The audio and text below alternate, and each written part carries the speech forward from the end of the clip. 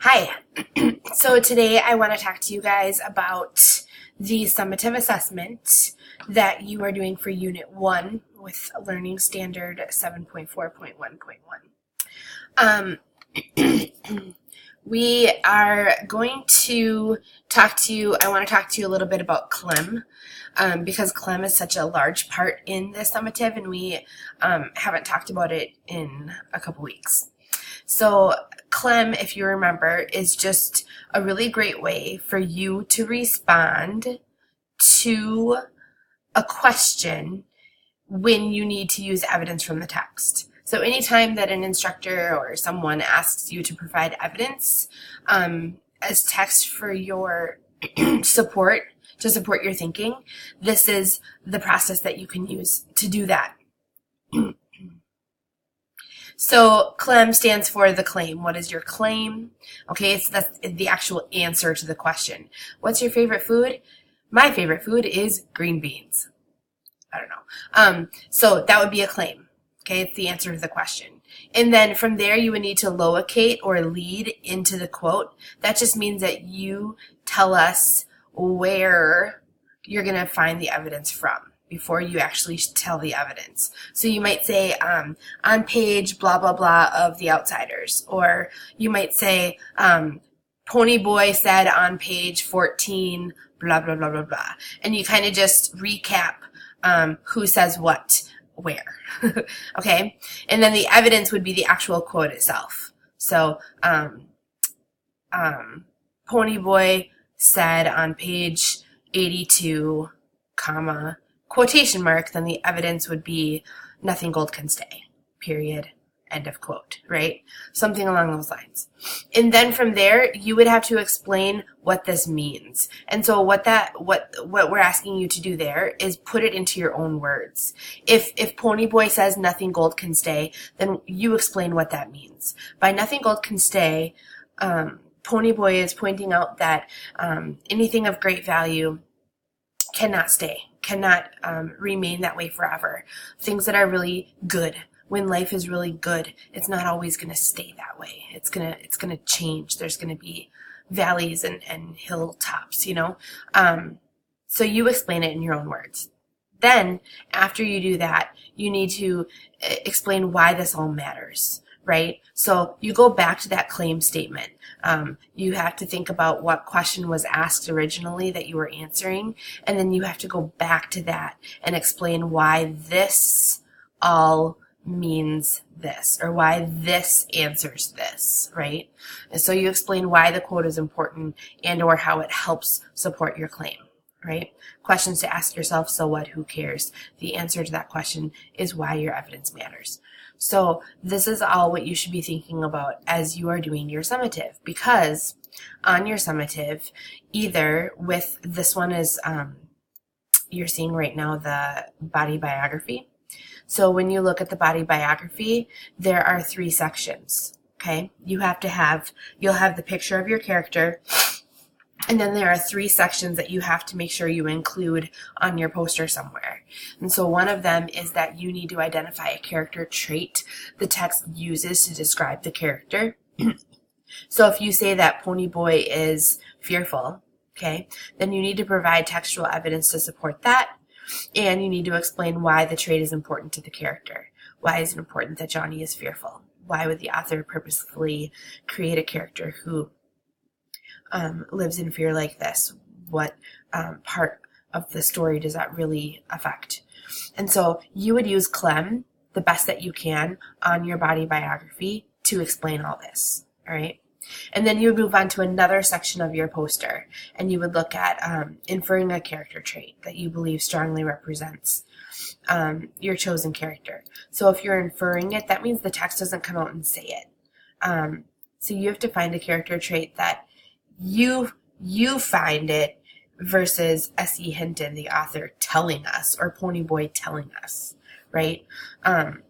So we know that Derry is... he has cold eyes and doesn't have a lot of emotion. And so that's pretty explicit. The text tells us that. But what about Derry can you infer because of those things? Is it really that he doesn't have emotions and he doesn't care about anybody, or can you infer something different there? So then you again would go in and find your evidence and use Clemm to kind of explain your thinking. And then the last one, infer a prediction or conclusion you believe is accurate for the character. This is where you go kind of beyond the story. And I know we're not done with the story yet, so you might have to wait to do this one until we get further into the story. But this is where you're going to really kind of tell us something you think would happen next if the story continued. If the story didn't end at the end, what might happen to that character later on. And you would use some inferences to make that determination and use Clemm in your response.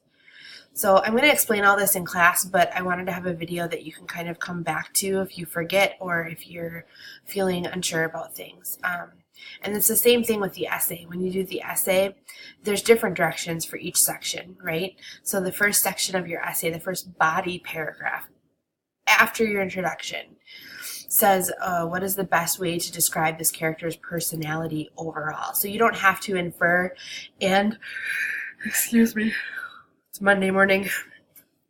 You don't have to infer and find an explicit trait. You need to just choose one, right? So you're going to choose one trait for that character and use Clemm in your response.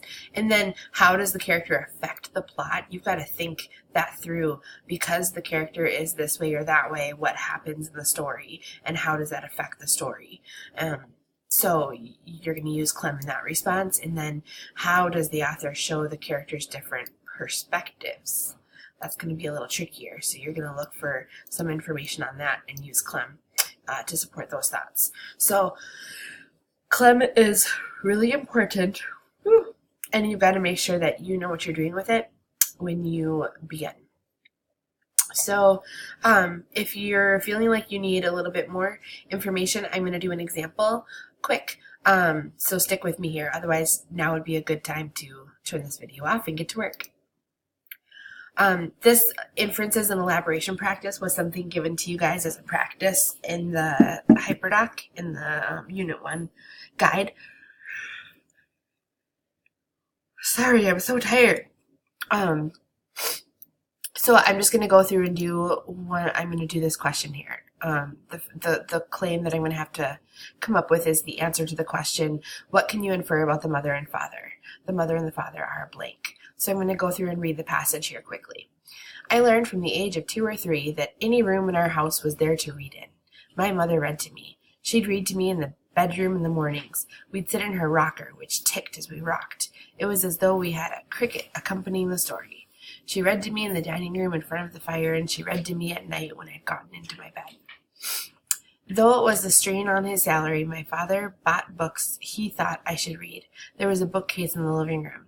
To help us grow up arguing at the dinner table, there was a dictionary and 4 encyclopedias.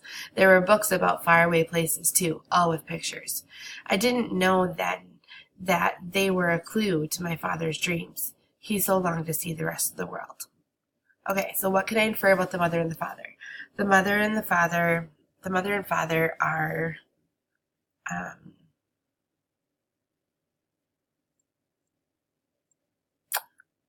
I'm going to go back just a little bit. The mother and the father value reading. That's simple, but that's good enough for me. And then it says to highlight the evidence from the text to support your answer. So I have lots of things that I could highlight here. This very first line, any room in our house was there to read in. That shows that they purposefully create a reading atmosphere throughout their home, right? My mother read to me. She'd read to me in the bedroom in the mornings. We'd sit in her rocker.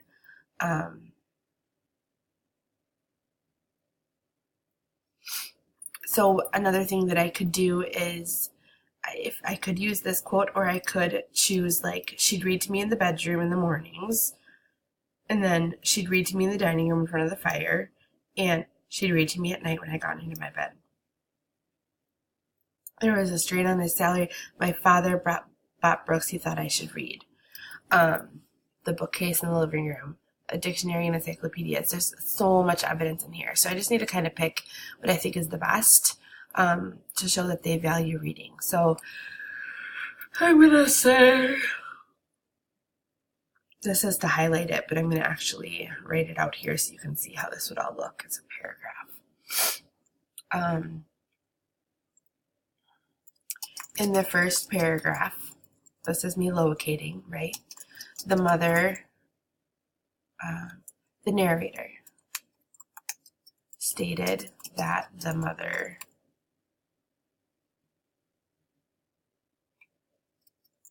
and father created a home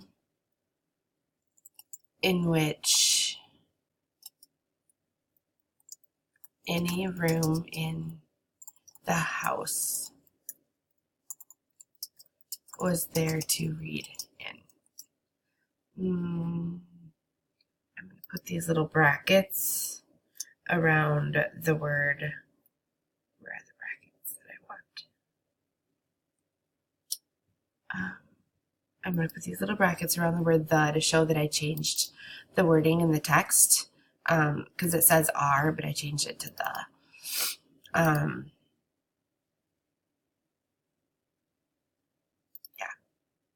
So I just did the locate and the evidence here, all right? And so now I'm going to explain what this means. Any room in the house was there to read. So I'm just going to I'm going to say this evidence means that the parents purposefully, I can't spell this morning either, purposefully made sure their home felt comfortable to read in, no matter where one is within the house. Yeah, that explains what this means. Good. Okay. Okay. Okay. And then the last part, this proves my claim is true because. So I got to go back to this statement about how they value reading. So how does this show that they value reading?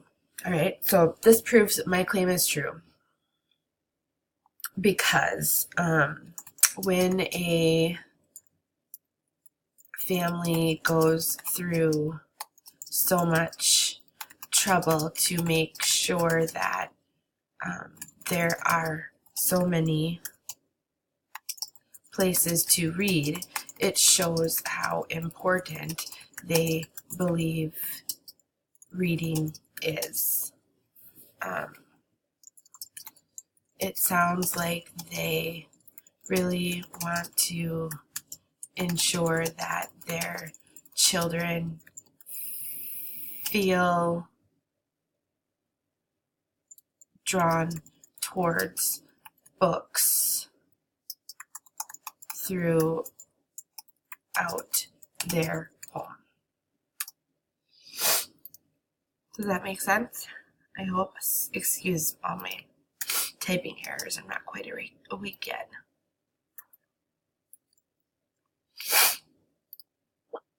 So when you do this assignment, when you do your summative, you're going to mush this all together into one paragraph. So it looks more like this. Okay? The mother and father value reading. This evidence means that the parents purposefully made sure. Oops, did I delete something I shouldn't have?